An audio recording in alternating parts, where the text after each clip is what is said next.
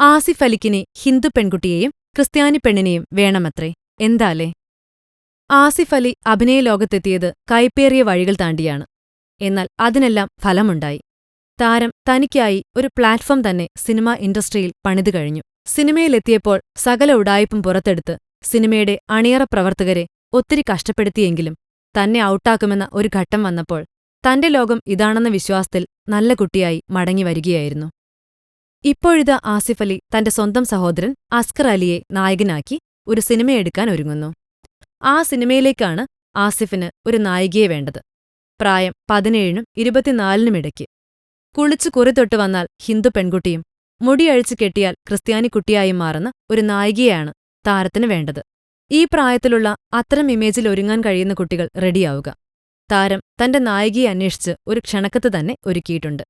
അതിൽ ബന്ധപ്പെടേണ്ട നമ്പറും ഇമെയിൽ ഐഡിയും ചേർക്കുകയും ചെയ്തിട്ടുണ്ട്.